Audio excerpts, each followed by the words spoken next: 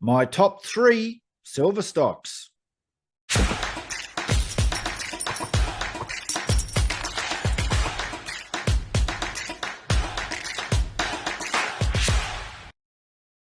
Before I share my top 3 silver stocks, I just want to cut to a short clip with Tavi Costa, who explains why he prefers the junior exploration space over producers.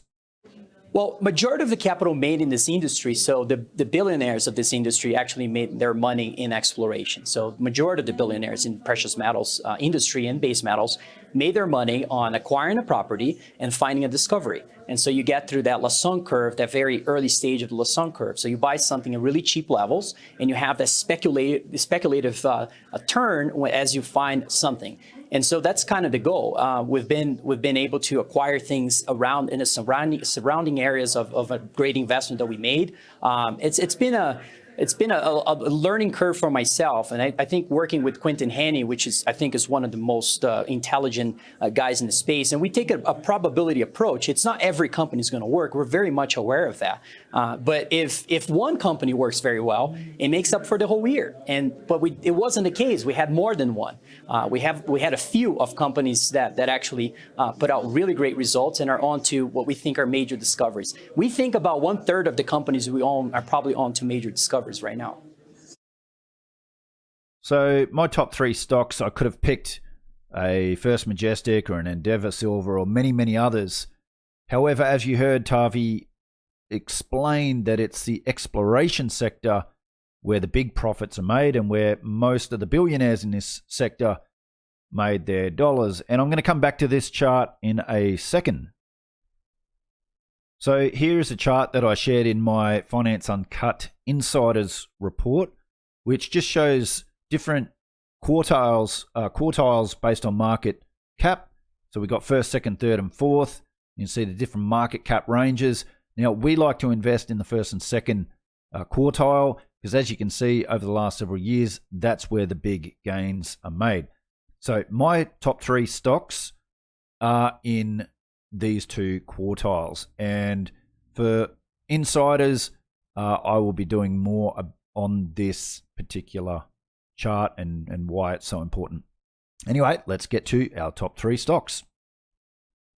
So number 3 is Manuka Resources, and you can see the market cap of $38 million.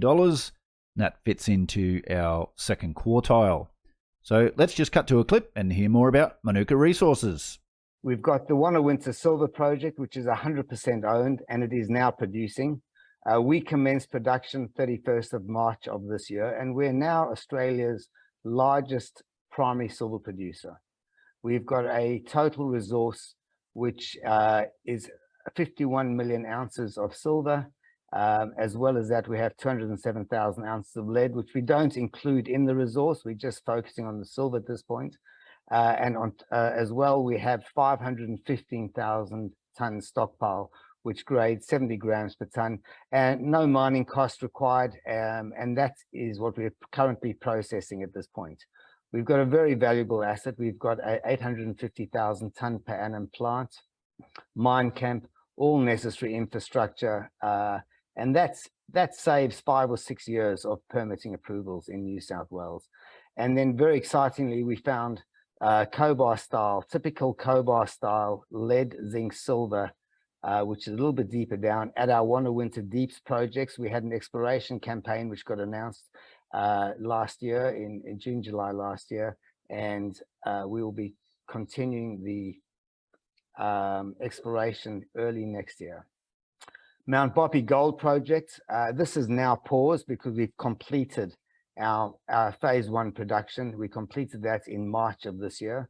It's an open pit mine. I've got a picture of that to follow. Previously, it's produced over 500,000 ounces of gold, and at 15 grams per ton, one of the richest gold mines in Australia.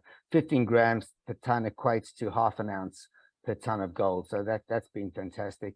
There's a 42-person mine camp, power, water, again, fully permitted. And we're currently waiting our mine plan, which will reconfirm commencement of operations at Q1, Q2 2023. We announced an updated mineral resource of 45,000 ounces of gold, for the next phase of mining at close to 5 grams per ton, 4.95 grams per ton. And we expect this to grow as we start commencing further exploration. And coming in at number 2 is Investigator Resources Limited, IVR, with a market cap of $62 million, putting it in the second quartile. So let's just cut to a clip with the Managing Director, Andrew McElwain. I should have put this up earlier, but now I'll get on to what I need to talk about, which is what do you need to know about Investigator. ASX listed, we're a South Australian, we have a small tenement in Tasmania, but all of our activity is in South Australia. It's a Tier 1 jurisdiction. We have great relationships, not only with the regulator, but also with the traditional owners in the territory or the country that we work. We're a well-known project in South Australia. We've the Paris Silver project I'll talk about was discovered in 2011. In fact, one of the guys I've got here with me, exploration manager Jason Murray, has been on the project for 10 years. He and the project geologist have worked basically for the last decade on Paris, so we know the project well, no surprises, and that also works in our favour when we're working through the regulatory process as well. The Paris Silver project, which is our primary asset, we have a number of other things I'll talk about, but the Paris Silver project is a 100% owned project. We've completed the PFS on it, 53 million ounces of silver in the ground with 98,000 tonnes of lead. That's about $1.8 billion of metal value in the ground as we speak. That resource was recast in 2021, it fed into our PFS, and in November 2021 we released the PFS results. And we're moving on at the moment to undertake the work to do the definitive feasibility study. But importantly for us, we've also continuing to explore, and certainly within 5 kilometres of the Paris Silver project, we've got opportunity to add resource and add mine life. About 80 kilometres to the east, we've got a patch of ground we call Morgans. We've just finished drilling there, and I'll talk about that. We've got some other tenement areas that we've got under farm-out deals. But clearly a very experienced and capable team. But the graph shows you an absolute leverage to the silver price. And if I get the, you can see the blue is our share price here, and the silver or the grey behind it is the silver price. And every time the silver price, our share price moves, apart from the last couple of days. But generally we're lockstep. So if you want to be investing in silver, you should be investing in Investigator. The Paris Silver project's about a 5-hour drive from Adelaide northwest. If you're heading towards Perth, you go through Port Augusta. Kimber's next, or about 60 kilometres north of Kimber. Easy accessibility. It's, and I'll show you a photo later on, it's out in very benign country. It's flat country, there's no watershed issues, there's no animals, there's nothing that's going to be an impediment to our development. The pre-feasibility study, as mentioned, we put out last year. And you can see the metrics here, really strong financial metrics, IRR of 54%, a capital of $130 million, which we expect we'll be able to achieve both through equity and debt financing, but potentially some streaming as well, because silver lends itself to some alternate financing methods. And an all-in sustaining cost, which is important, and Jake mentioned that before talking about gold, is what does it cost us compared to what we can sell it for? So the PFS all-in sustaining cost was $17.45. Today's silver price is $30.50, so we've got a $14 margin there already. Importantly though, the PFS we put together is only based on recovery of the silver. We haven't done any work on how do we bring revenue into the stream from the lead. And there's about $200 million worth of lead available, which will have already been mined, ground, and through the processing plant. We just need to work out how we recover that and add that lead concentrate into our revenue. And coming in at number 1, Silver Mines Limited, SVL, the market cap of $231 million, putting it in the first quartile. So let's just cut to a clip with Managing Director, Anthony McClure. Welcome to Planet MicroCap. I'm your host, Robert Kraft, and joining me today is Anthony McClure. He is the Managing Director at Silver Mines Limited. It's a publicly traded company. The symbol is SVL on the ASX.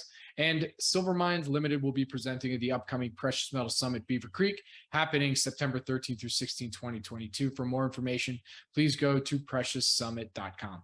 And with that, Anthony, thank you so much for joining me today. How are you doing? Thanks, Robert. Good to see you. Good to see you too.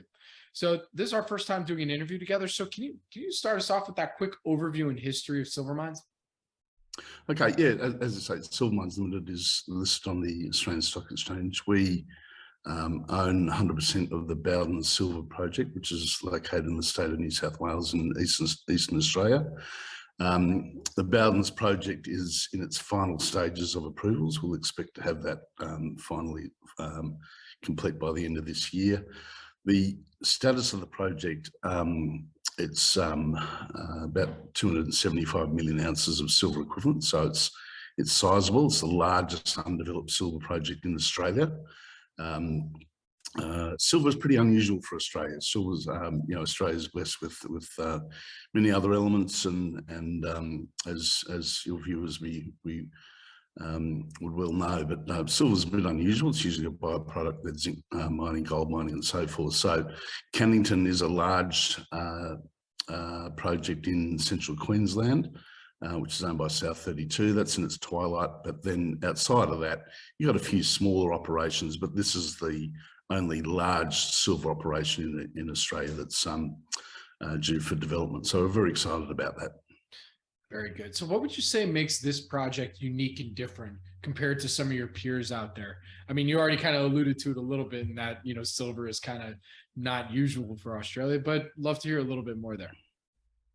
Yeah, well, the size of it is something that we're blessed with, and the size of it is continuing to grow. So it's an open cut development, and that'll produce about 6 million ounces of silver a year in the initial years. But what's intriguing for us is when we took over the project 6 years ago, and the previous operators were obviously concentrating in the top 150 metres of the deposit, but we wanted to understand, why is this here? It is, as I say, it's very unusual for Australia. So we did deeper drilling. We drilled underneath the current resource, and lo and behold, this system continues in a very significant manner. So I've been drilling out 3 areas directly underneath. So this is underneath the current planned mine development, and we've discovered 3 zones within 200 metres of the open cut pit. And they continue to be drilled out. We'll have a resource assessment out on a potential underground operation for the future in the next few weeks prior to Beaver Creek. But what's that showing is a continuation of the system, a high-grade component of it. We view these as feeder zones to the system, but also importantly, there's a deeper zone directly under the open cut pit, which is has a zone of very high-grade silver, less zinc, less lead. But as you move to a little bit deeper, we see less silver, much higher grade zinc, high grade lead, gold coming into the system, which is super exciting for us. And the deeper part of that system, we're seeing copper starting to come in the system. So we're viewing this system as, yes, it's an initial silver mine, but the mineralized system is vast, and still a lot of it is unknown. And what was your background prior to Silver Mines? Well, various caps, but more recently is Nickel Mines Limited, which is it's about a $4 billion company on the ASX. Prior to that, and a few of your viewers would know Palmarejo Gold and Silver, that was generated out of a company called Bolnisi Gold out of Australia. We listed Palmarejo Gold and Silver. This is going back 10, 12 years ago, and that turned out to be a highly successful company. It was eventually taken over by Kerr. And that sort of got our stripes in silver, right? So Anthony, to close us out here today, from what you can tell us, what would you say are some of the company's near-term catalysts? You mentioned a few of them already, but figure we bring it all home here. Yeah, so the approvals for the mine development is key for us. We're 100% we'll get through that through this year. But more closer to now is in the next few weeks, we'll have the resource assessment out for the underground area, which I just explained, those 3 areas. That'll be complete, and that's very topical for us and for a potential underground operation. We've got a scoping study that's commenced on that. And equally importantly, we've got a very aggressive exploration program still continuing. Well, Anthony, with that, where can our audience go and find more information on Silver Mines Limited? Silvermineslimited.com.au, and And there's a click on there, we can get in touch. If you've got any queries, and we look forward to seeing everyone at Beaver Creek. So here's a chart of the life cycle of a junior explorer, and it doesn't matter what jurisdiction you're in, whether you're in Canada, US, or Australia, the exploration space always goes in this trend, very, very similar. And there's two parts where we like to buy junior explorers, which you can obviously see. But I'm not going to go into detail on this because I'm going to go into more detail for our insiders on exactly the two parts that we buy, and in particular, we focus more on one side of the equation now. So I'll talk more about this for our insiders, so you guys get an understanding of the stocks that we own, why we own them, and hopefully educate you guys more so that you guys can do your own research and investigation and find stocks in these different life cycles as well. Now, if you want to join insiders, you're more than welcome to sign up. Just send me an email to the email address on the screen below. There is a cost. It's $365 for an annual subscription to this weekly report. And that's in US dollars. That's $365 US for a 12-month subscription to this weekly report, where you'll get all of our stocks and all of our research. And once again, not financial advice and no recommendation to buy or sell any particular asset or security, but it's just what we do with our portfolio. So if you want to see what we do with our portfolio, get an insider's view, then send me an email to the email address on the screen below, and I will add you to our mailing list and you'll get our weekly report. Anyway, guys, there's my top 3 silver stocks that I like. And the reason why I like them is because I think they've got huge upside multiples. And, as I said, we could have put in First Majestic or Endeavour Silver or somebody else where we could even trade options, sell some covered calls for income. And you know what? There's an argument for that. But for me, in this video, the 3 stocks that I think have got the highest potential for multi-baggers are these 3 stocks. Hope you enjoyed this video, guys. If you did, would you do us a favor and hit that like button? Give us that thumbs up. Love to see your thoughts and opinions in the comments below. Take care, everyone, and I'll see you all again on another episode of Finance Uncut. And just a reminder, the information provided in this video is for education and entertainment purposes only. Nothing on this channel constitutes as financial advice. The information in this presentation is no substitute for financial advice, and all investors should seek advice from a licensed financial advisor, having regard to your own objectives, financial situation, and needs.